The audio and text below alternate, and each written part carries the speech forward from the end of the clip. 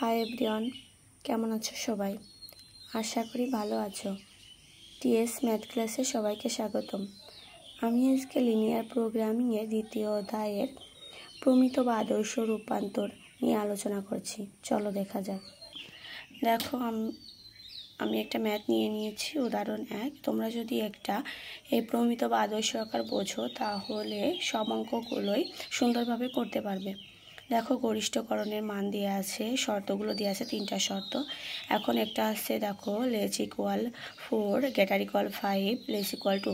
এখানে দেখো less equal মানে 4-এর চেয়ে ছোটো, অর্থাৎ এখানে সমান করতে হলে এখানে কিছু যোগ করতে হবে।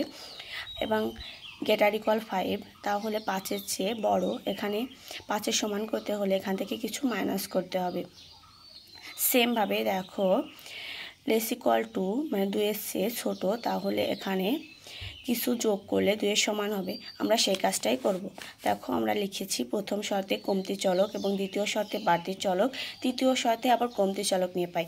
মানে দেখো, এখানে লেস ইকুয়াল আছে, যদি এখানে যোগ করি তাহলে সেটা কমতি চলক, এবং এখানে গ্রেটার ইকুয়াল আছে, এখানে যদি মাইনাস করি তাহলে এটা বাড়তি চলক। সেই কথাটাই এখানে সুন্দরভাবে লেখা আছে।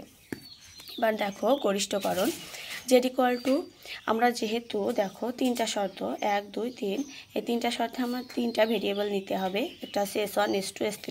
সেহেতু আমাদের জেড ইকুয়াল টু যা আছে তা লিখব, এবং যে ভেরিয়েবলগুলো নিলাম তাহলে 0S1 এবং 0S2, 0S3 ভাবে সাজিয়ে দেব।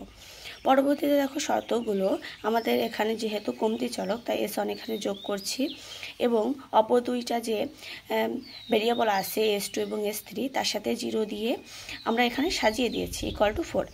সেমভাবে দ্বিতীয় লাইন দেখো, এখন দেখো এটা হচ্ছিল আমাদের বাড়তি চলক, সেহেতু এখান থেকে কিছু মাইনাস যাবে, আমরা S2 মাইনাস করেছি এবং S1 এবং S3 এর সাথে 0 গুণ করে বসিয়ে দিয়েছি, মানে সাজানোর সাথে ইকুয়াল টু 5। সেমভাবে তৃতীয় লাইনে আমরা করেছি, এখানে দেখো কমতি চলক ছিল তাই এখানে কিছু যোগ করলে আমাদের 2-এর সমান হবে, তাই লিখছি। এখন আমরা যে ভেরিয়েবলগুলো নিলাম S1, S2, S3 সবই কিন্তু 0 থেকে বড় হবে, আমাদের শর্তে আগেই দেওয়া আছে।